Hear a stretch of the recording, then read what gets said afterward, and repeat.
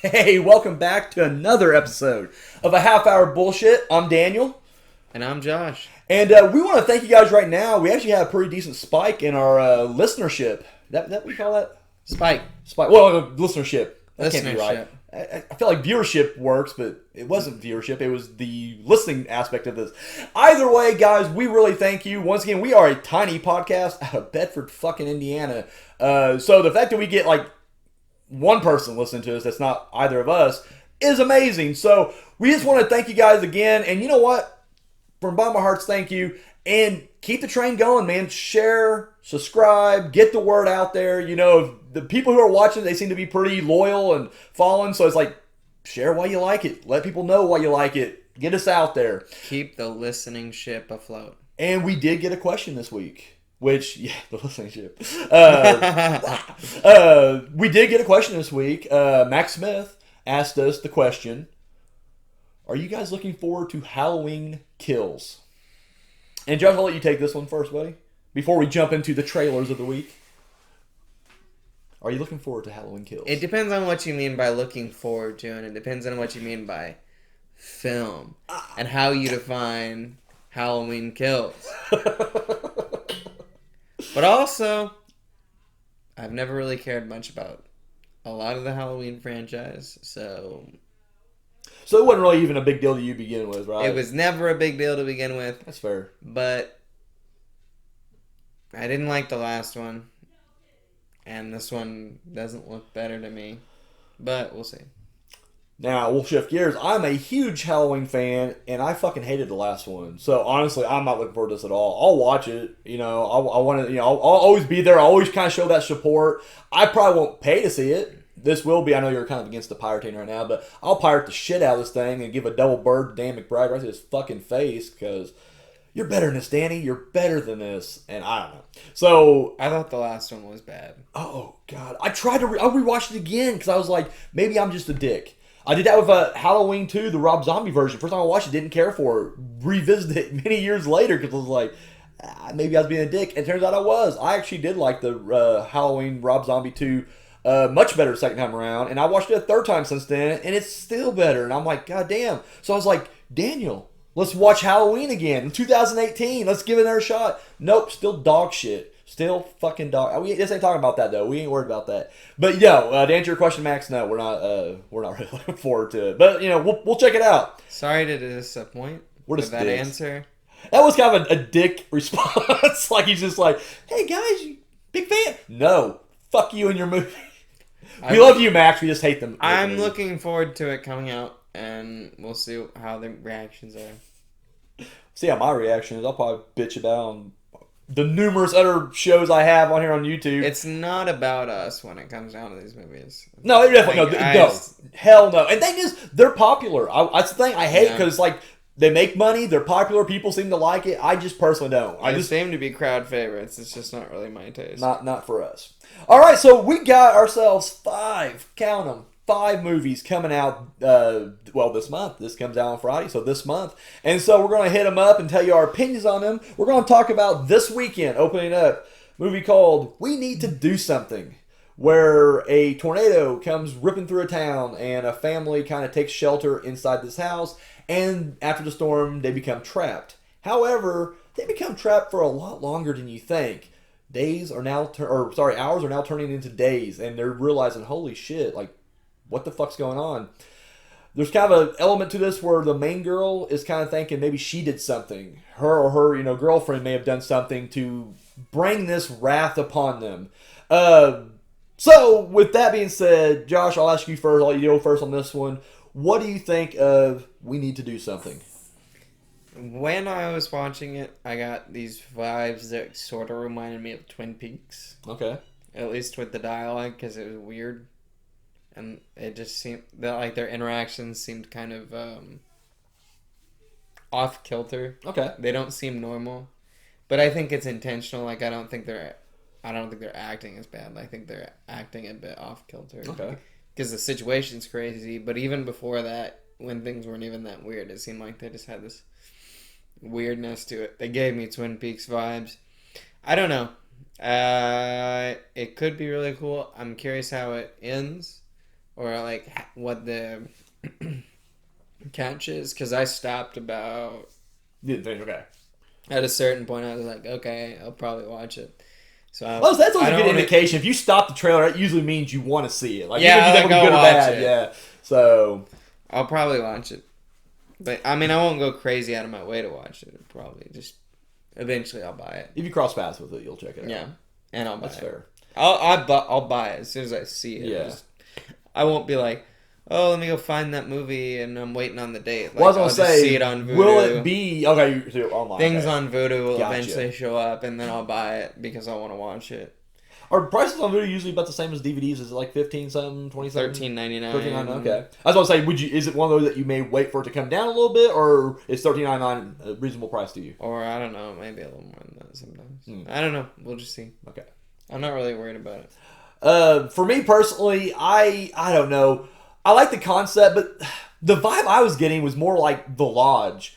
Now, I'm going to do some spoilers for The Lodge, so if you haven't seen The Lodge, I do urge you to, skip ahead 20 seconds or so. But in The Lodge, it's kind of similar where a bunch of people are trapped inside of this house during a snowstorm, and initially it's kind of making you believe that, yes, they are, in fact, dead. Turns out to be a bit of a ruse, but anyways, this reminds me of that, like almost like, are they dead? Like Krampus was kind of the same way. They're all trapped in the house, but you find out they're kind of in this netherworld of snow and whatever, and it just makes you think like, is it going to be one of those things, kind of like oh shit, what's the comedy? This Is the End, with James Franco and Seth Rogen and them, where, is it like the end of the world? Is this kind of like end of days and they're trapped here? Are they actually just dead from the storm? And this is this kind of them in purgatory? I don't know. And I mean, like I said, it's one of those things where I am curious to see where this ends up at. The big draw for me is I'm a big fan of Pat Healy. He plays the father in this. And in one of those weird, like, serendipitous ways, I just recently watched him in Cheap Thrills, and I fucking love him. He's good in Compliance, and I also liked him in Innkeepers. I didn't care for the Innkeepers, but I liked him in Innkeepers. But I saw Cheap Thrills over the weekend, and I watched it before, loved it before, came across it for $1 at a Dollar Tree, and I let it sit on the shelf. Well, then it's on Shudder this weekend, so I was like, fuck, I guess this is the fates telling me to watch Cheap Thrills. And I watched it, and I'm like, fuck, I forgot how great this was. And I'm just like, what's Pat Healy doing next? And then literally the next day, I watched this trailer. I'm like, fuck, like how... Man, the world just... cosmic forces, man, I'm telling you. I don't believe in God, but there is definitely some cosmic forces out there that are constantly moving and helping. It's like the signs, like fucking Under the Silver Lake and shit. It's like that kind of, Anyways, saw him on here, and I was pumped. And I was like, oh, fuck yes. The story's, like I said, unique. Curious where it goes. But I can also see this just kind of... I don't know. It'll need some payoff. Yeah, I'll say the ending needs to really come through with it. So whatever it's trying to say, it needs to say. Don't beat needs around to the say. bush. You just need to say it. Just come out and say it. Yeah, I don't know what it's trying to say. I have no clue. So next week we got a movie coming out called. We got a couple movies coming out, but the first one we're going to talk about is Malignant. Yep. This is about a woman who starts having visions and nightmares of these grisly murders happening, and she thinks that's all it is, just daydreams and nightmares, until she turns on the news and holy shit, these were real. Oh, I'm gonna take the reign on this one if you don't mind. Take the lead here. This is directed by James Wan. Now, if you're listening to this show, and the few of you who have are awesome, you know we are just huge fucking marks for James Wan. We love the guy. The guy's awesome. Can do no wrong. I have gone on record before and said this, though, that I have never really been excited for a James Wan movie. And that sounds weird, I know. But the trailers are always bad. Dead Silence looked like a joke. Conjuring looked generic, as did Insidious. Now, these movies I would go on to watch later down the road and be like, holy shit, these are great. Fucking great. Well, maybe Dead Silence ain't great, but Dead Silence is good. It's passable. I love Dead Silence. Fuck you. So that's what we're saying. Like, and for me, I'm just like, these movies, and even like after watching The Conjuring and Insidious, seeing the trailers for Insidious 2 and The Conjuring 2, I'm still just like, Josh, these were great films, and now I watch the sequels, and the sequels lived up. Like, were they better? Maybe not. Well, I think Conjuring 2, that didn't matter. They were still considering great films. And still, I could not get excited for them when the trailers came out. I feel the exact same way about Malignant. I watched this trailer. I'm like, this just looks like generic bullshit. This looks like something that James Wan produced and just like, yeah, throw my name on there. Okay. I'm heading back to the back. So, I watched a different trailer. Real? Okay. A different edit of the trailer because I didn't get any of what you got. Really? Yeah. So I think it's going to be good. Well, now I left out something. The trailer did show like she had an imaginary friend starting off, and there's kind of a whole. I just kind of breezed through. See, I just think it's gonna be cooler than you think. I mean, I'm hoping. I'm not doubting that. The visuals again. Oh yeah, no, not that. I mean, the dude definitely knows how to build atmosphere. Yeah. Even a trailer, but it just seems like I don't know. This just looks so. I just think you're a naysayer. So. That's why I just want to be contrary. It's all I want to do. He's like, I know Josh is gonna be like, yeah, this is pretty good. So now here's my chance to go against the grain and look like the. I am standing up. Artiste. Yes, the critic over here makes me look like a slob. I like it. No, looks good. I'm curious what the monster is. You know what the thing is? I stopped watching the trailer at some point. Yeah, no. Again, that's always a good sign for you that you're going to be, at least that you're going to be into the movie. Doesn't mean it's going to be good or not. But I want to watch it. But no, like I said, I don't know. It just looked generic to me. But again, I would have said the same thing about the preview. So I guess to put a little bow on this, I will watch it. I'm not looking forward to it. Like, honestly, I feel like it's going to be one of those that I'll kind of drag my feet on. I may wait till the end of the year to really kind of sit around like, all right, fine. End of the year's coming. I need to get this on my list. Let's watch it. And I'll probably walk away going, God damn, that was another good one. Kudos, James Wan. I'm just saying personally, just looking at this, I'm just like, I don't want to see this. It just doesn't look good to me. I can't wait for you to have shit on your face. Just wipe that shit off. Believe me, when I watch it, I'll tell you guys and be like, I was wrong. I apologize. So overall, high hopes for it.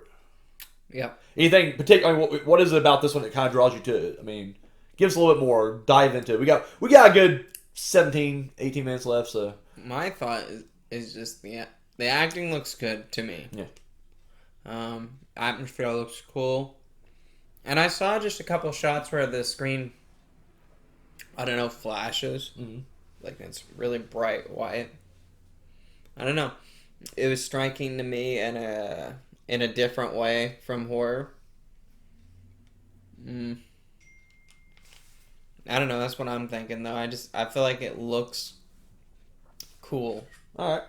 With the atmosphere that they're choosing, at least it's a little bit. And plus different. the fact that it's James Wan, It's James Wan. So that will help out. When I saw that he's actually directing, yeah, it does. It does. Like whenever I went to click on it, I was like, oh shit, he's directing this one. Cool. Like we hadn't had a directed movie in a while. Oh, horror film in a while. So. Yeah, I definitely was all about that. But then after I saw it, I was like, oh, okay, maybe. We'll see.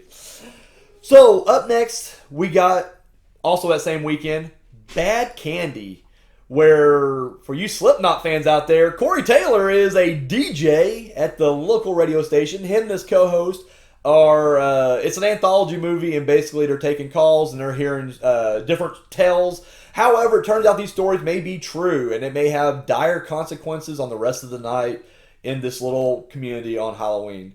So I'll let you take this one. What did you think about Bad Candy? It gave me Trick or Treat vibes, which I think is good. Corey Taylor, I think, has a great voice for this type of thing. Mm-hmm. And his character seems to hold up a lot of times when they get into acting.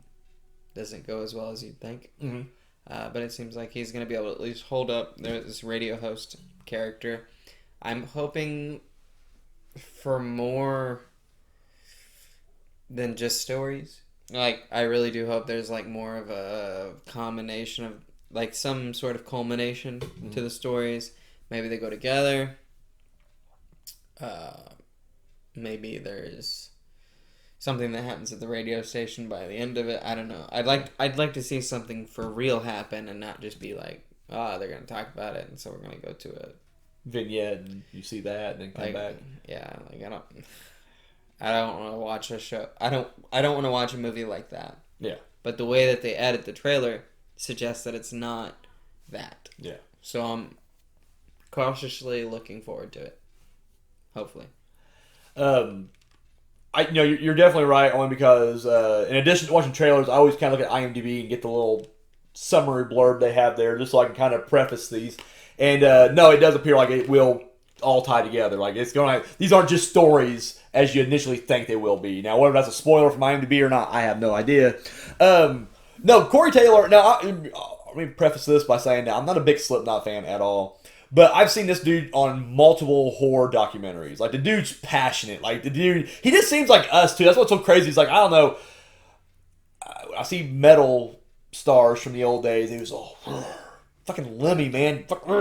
Vikings, And it's just like, this guy seems like, you're a metal guy? Like, really? And, like, he's so not what you'd expect. But I love his enthusiasm. I love his love of horror makes me want him to succeed at this. Because as I watch this trailer, I'm just like, good for you, man. And like you said, I hope it works out because sometimes when musicians cross over to movies, it doesn't always work out for them. And so I'm really hoping he'll be more like an Ice Cube and not an Ice-T. So that's not fair. Ice-T's not bad. I like him surviving the game. More of an Ice Cube and not like a Vanilla Ice. There we go. I'll stick with that one. Because fuck, that's my boy. Anyways, as for the story itself, I totally agree. It's funny you said that because that's my opening line was big Trick or Treat vibes. I mean, just the look of it, the vibe, and just the feel. Like, it just has a feel like you're watching like a sequel to Trick or Treat. Like, seriously, if Lil Sam would have ran across the screen at emo, I'd be like, holy shit, here we go.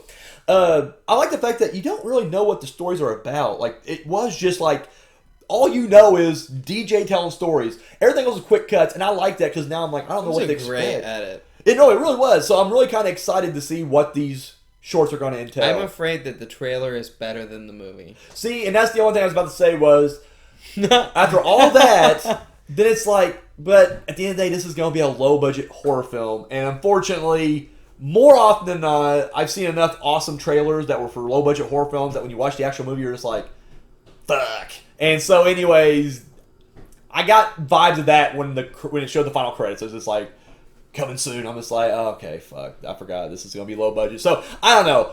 I have hopes for this one, but I also don't think I'm going to, I don't know. I'm hoping for the best. I feel like with most anthologies, even ones that interconnect like Trick or Treat, which that's a bad example because really every one of those shorts are really good. But, with most anthologies, there is always the weaker length and then the really strong. And so you're just kind of like, well, half of it's good or half's not. Like VHS is the best example of that. I think VHS is a mixed bag. In fact, I would much rather edit VHS's 1 and 2 and take the sections I love out and put them together into a VHS movie and then let the other ones like, these are deleted scenes. I don't watch those movies. Did you not?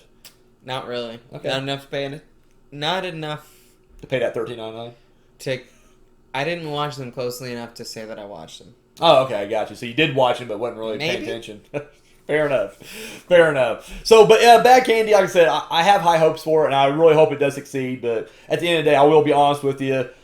If all these were on the shelf to go rent, this would probably be number 4. I would not. It'd probably be number 3. I feel like that's a little harsh. Yeah, it'd be number 3. I'll say number 3. Malignant was number 4. Anyways, really? Yeah, I'm sorry. You want to know what number 1 is, don't you?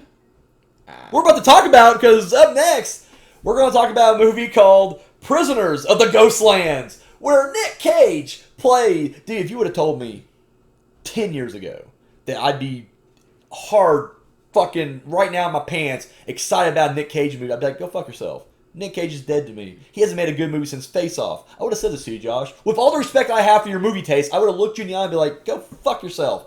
However, this guy has dropped out.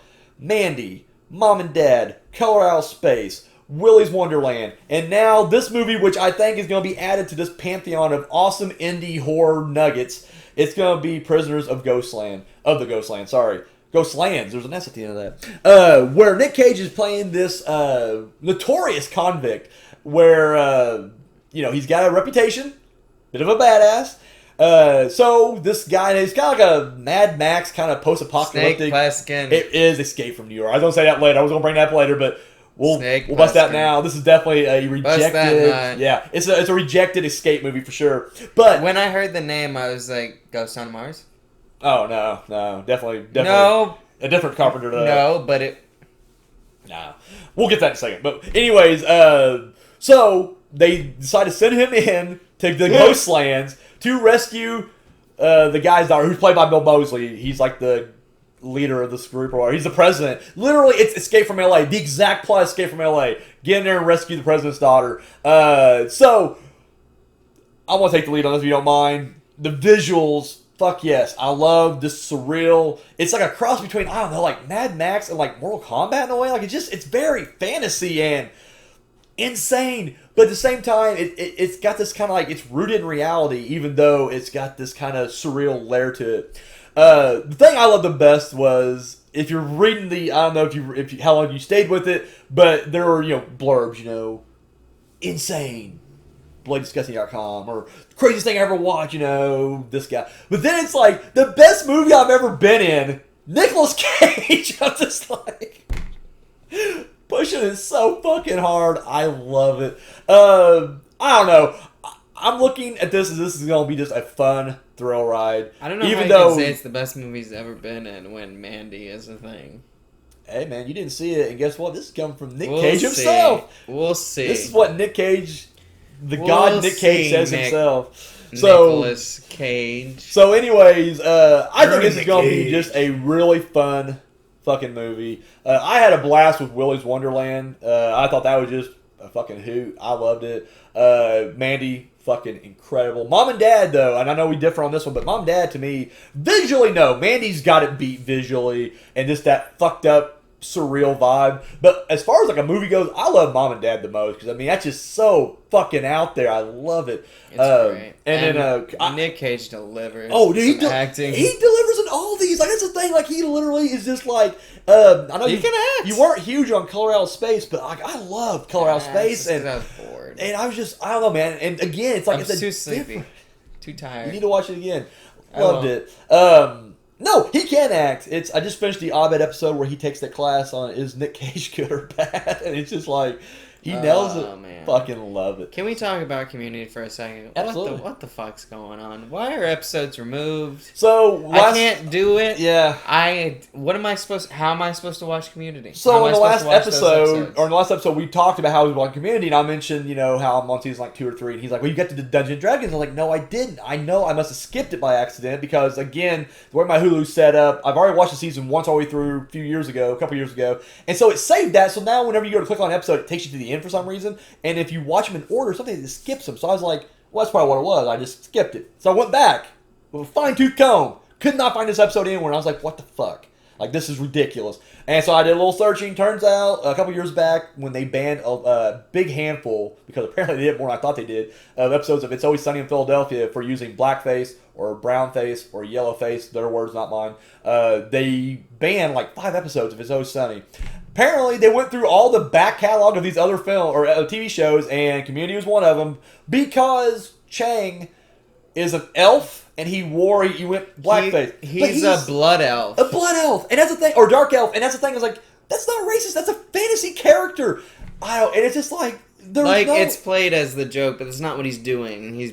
That's why it's funny. But that's exactly, and that's what my argument of It's Always Sunny. It's like, we're not emulating these characters. We know these are bad characters. That's what makes it funny. They're doing things because they're not trying to be racist themselves. They're just so ignorant they don't realize what they're doing is in bad taste. And that's what's funny about that. With the exception of Sweet D, because, my gosh, she's got no Martina Martinez and Taiwan Tammy are just not good at all. But, by golly, it's still fucking hilarious. And the thing is, most of these characters get their comeuppance in the end, so it's like, what's the big deal? Fucking PC culture, guys. So, anyways, yeah, I've really loved the episode of Dungeons & Dragons. Luckily, I've already seen it once before, so it's not that big of a deal, but it's like, fuck, won't be able to watch it again. Have to try to track down an old DVD or whatever. So, sorry. So, back to... Yeah, no, you're good. So, for you, Prisoners of heated. Prisoners of the Ghostlands. Go ahead and give us your pumped. Probably. No, did you finish the trailer, or did you turn it off? Oh, shit, you finished the trailer, didn't you? I don't know. Oh, God. I don't know if I did. So the previous 2 or 3, you I may have finished the trailer. I don't remember. Oh man, I was excited enough. The only thing I didn't like was the 2 bombs on his balls. It's such a low hanging fruit. Oh, it's brilliant. That's what I love about it, though. It just seems like it's so. It really is like it's a bad escape here's movie. The thing: why is one not on his? Why is one not sufficient? One is plenty. Because this is Nick Cage's fucking balls, buddy. He's got some fucking grapefruits. Come on, this is why you gotta put 2 on there. I saw this guy fight a coked up, acid up fucking giant with a chainsaw like 13 feet long. You tell me Nick Cage didn't have big balls? Oh, he's got huge balls. Big, meaty clackers, to quote Ruxin from The League. He's got some big, meaty clackers. It takes 2 bombs to blow up Nick Cage's balls, and I will stand by that. I love how when we first met, you were like, Nick Cage up here, and I'm just like, fuck Nick Cage. And then as the friendship and me watching more Nick Cage movies go, it seems like we're doing this number where now we're kind of in the middle, and it seems like your love of these wacky, zany Nick Cage movies are a little waney. I remember you were not big on Color Out of Space, which you said you were kind of bored through it and you fell asleep. You weren't excited for Willy's Wonderland. I also said I was too sleepy for that one. Yeah. And here's the thing. You like less cerebral Nick Cage movies than I do. But see, I you disagree like them when they're because- more just actiony and just... No, I disagree cares? though, because that's when I got out of Nick Cage, was during his Knowing and Next and Ghost That's Rider. what I like. and- Yeah, I like all that. Ghost Rider's very I cerebral. like it all, man. So, well, anyways, Prisoners of Ghostland, we're both pumped about. We're both going to see it. So that leaves us with one last movie, The Nowhere Inn, where this girl who's apparently a singer, and she wants a documentary made about her, and shit gets weird. I don't even want that. Josh, go ahead. Give us. We got like 4 minutes, so please go ahead and The Nowhere Inn. Throw it at us. All right, so this one's pretty deep. It's a pretty deep hole that you got to go down. You got 4 minutes. Run it. So you know the concept of like Hotel California? No, it's that dude. Okay, so it's fun. Okay. I feel like this movie is gonna get a lot fucking weirder than anyone really thinks. Well, the fact that it's labeled horror and the trailer was nothing horror, it's like, okay, so it's going to take a left turn at some That's point. because you didn't feel it. That's because you didn't feel it. You had to... You could feel it. I watched the whole trailer, and it's only because I was in. It's Fair. not... It's because by the time it was over... They didn't really tell you much of anything. I was like, holy shit. Yeah. I want to watch this. It's not like I was sitting there like... I couldn't think that much. Yeah. I'm excited. I think this is cool because it's St. Vincent and Carrie Brownstein, and she's hilarious from Portlandia, Carrie Brownstein. That's why I don't like this movie. I couldn't figure it out. I can't put my finger on it now. I know It's going to why. have some Portlandia humor, I'm sure. I believe. I'm sure it will. St. Vincent has guested on that. And I just think she's a really talented artist. I don't know who St. Vincent is. The music sounded really cool in the trailer. I thought the song Not my was stuff. cool. That's- I'm excited. Um, Did you know that I was going to be excited, or did you? yeah, expect me not to be here's the excited? thing. I knew because I kicked it to you first because I literally, the first thing out of my mouth is going to be, this is some Josh meta bullshit right here. Where It it's is just meta. so fucking meta. We're making a documentary because the fact that I found out her name, like she really is someone named St. Vincent playing St. Vincent, making a documentary about St. Vincent. I'm like, go fuck yourself. This is stupid. And now that, like I said, now that I know that its roots is kind of offshot from Portlandia, which I just was not a fan of. And like I said, honestly, I'm not trying to shit talk. I respect all artists, regardless of what their field is. The music's just not my music. I just don't get into that. And honestly, I don't know. This just looks stupid. I mean, I like the idea of like the star becomes so. It reminds me a lot of the Charlie Kaufman movie, Sacred Deutsch New York or whatever. But like a director who's so fucking up his own ass and blinded by greatness that he's literally just kind of crumbling before you. I feel like it's gonna be the music version of that, where it's just this woman like, I'm an artist and I want things my way, and then she just kind of descends into madness, and it's gonna be exactly that. But he's gonna be like, well, there's a meta layer here where it's like you just don't get it. I don't think you're getting the trailer. Nah, I don't think you're seeing what I'm seeing. I'll tell you now, I won't be seeing it because I'm not watching this unless this has some crazy ass reviews and I hear. I got being John Malkovich vibes. Well, okay, either way, that's what I'm talking about. Because all Charlie Kaufman's work's kind of the same. Where it's Why just is like, that not a good thing? He's like not excited when he's getting these vibes, and I'm like, well, I guess you don't like movies. I guess you don't like the good. light version of that. It's like, I don't know. I don't care about this genre, this artsy. It's like it's definitely catered to like that artsy crowd. You know what the problem is? You don't like good movies. I just don't like good movies. Give me some Pauly Shore schlock.